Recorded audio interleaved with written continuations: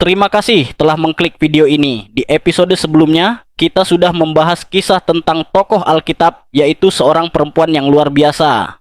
Dan kali ini kita akan membahas kisah tentang tokoh Alkitab, yaitu seorang raja yang kesuksesan, keangkuhan, dan hukuman Tuhan. Siapakah dia? Tetapi sebelum itu, jangan lupa untuk subscribe channel ini supaya bisa lebih berkembang lagi ke depannya. Dan nyalakan loncengnya agar kalian tidak ketinggalan video terbaru dari kami. Tanpa berlama-lama, langsung saja kita masuk ke dalam kisahnya. Ini dia kisah tentang tokoh Alkitab, yaitu Raja Uzia.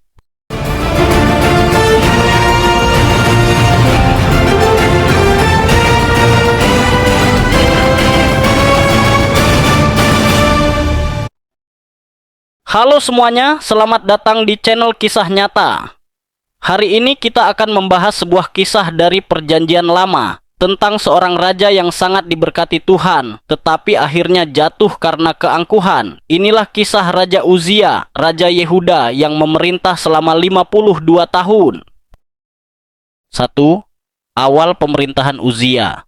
Pada masa itu, kerajaan Yehuda sedang membutuhkan pemimpin baru setelah Raja Amazia, ayah Uzia, meninggal akibat pemberontakan.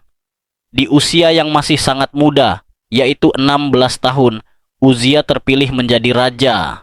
Meski masih remaja, rakyat melihat sikapnya yang matang, tenang, dan memiliki karakter yang baik. Mereka percaya bahwa Uzia mampu membawa kerajaan menuju pemulihan. Sejak awal pemerintahannya, Uzia tidak berjalan dengan kesombongan atau merasa mampu sendiri. Ia justru hidup dalam sikap takut akan Tuhan dan memiliki hati yang mau diajar. Tuhan menuntun dia melalui seorang nabi bernama Zakharia.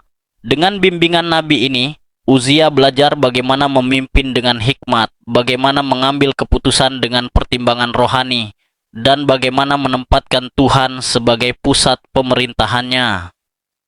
Kerendahan hati Uzia menjadi fondasi penting. Selama ia dekat dengan Tuhan dan taat pada nasihat rohani, kehidupannya dan pemerintahannya diberkati. Rakyat mulai merasakan pemulihan, kedamaian, dan arah yang jelas di bawah kepemimpinannya. Bagian ini menggambarkan fase awal kehidupan Uzia sebagai raja. Seorang pemuda yang memulai pemerintahannya dengan baik karena ia memilih untuk bergantung kepada Tuhan. Dari sinilah segala keberhasilan dan kejayaan Uzia mulai bertumbuh. 2. Berkat dan kejayaan di masa pemerintahan Uzia. Pada masa awal kepemimpinannya, Uzia menunjukkan kualitas seorang raja yang benar-benar dipakai Tuhan. Karena ia hidup dekat dengan Tuhan dan mau dipimpin oleh bimbingan rohani, Tuhan memberkati pemerintahannya dengan cara yang luar biasa. Keberhasilan demi keberhasilan mulai tampak, baik dalam bidang militer, pembangunan, maupun kemajuan bangsa secara keseluruhan. Salah satu sisi paling menonjol dari pemerintahan Uzia adalah kekuatan militernya. Tuhan memberikan kemenangan kepada Uzia dalam banyak pertempuran. Ia berhasil menaklukkan bangsa Filistin, memperkuat kota-kota yang sebelumnya dikuasai musuh, serta mempertahankan wilayah Yehuda dari ancaman luar. Musuh-musuhnya mulai gentar karena mereka tahu Tuhan menyertai raja muda ini. Tidak hanya unggul dalam peperangan, Uzia juga dikenal sebagai raja yang sangat memperhatikan pembangunan dalam negeri. Ia memperkuat tembok Yerusalem dengan menara-menara pertahanan, membangun kota-kota baru, dan memperluas wilayah kerajaan. Uzia bahkan mengembangkan sistem irigasi dan menggali banyak sumur agar tanah pertanian menjadi subur. Langkah ini membuat hasil panen melimpah dan perekonomian kerajaan semakin stabil.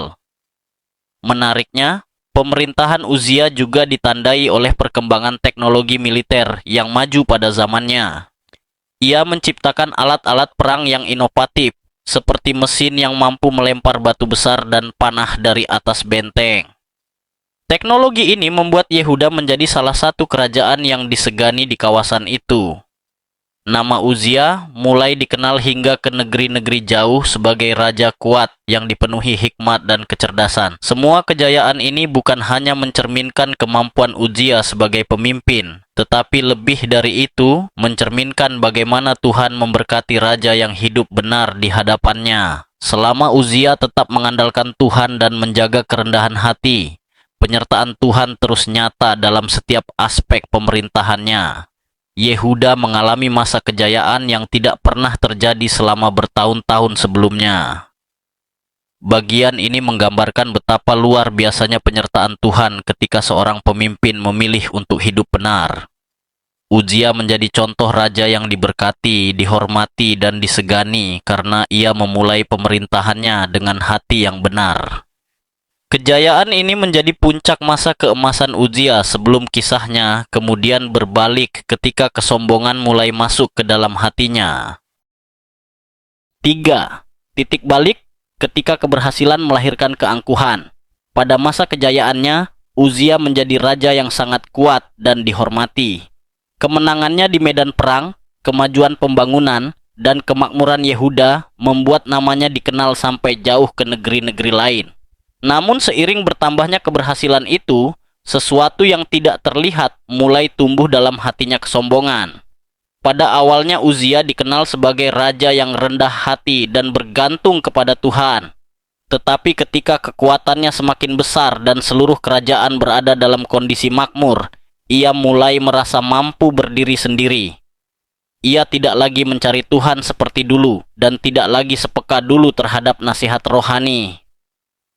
Alkitab menegaskan bahwa ketika ia menjadi kuat, ia menjadi tinggi hati, dan dari sinilah awal kejatuhannya.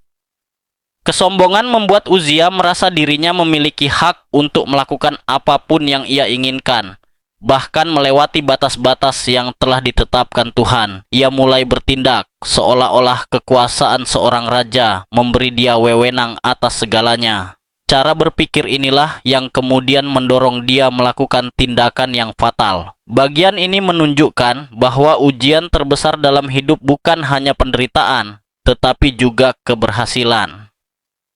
Ketika seseorang mulai merasa kuat, ia mudah lupa bahwa semuanya berasal dari Tuhan, dan itulah yang terjadi pada Uzia. Ia mengalahkan banyak musuh dari luar, tetapi akhirnya hampir tak mampu melawan musuh yang paling berbahaya, kesombongan dalam dirinya sendiri. 4.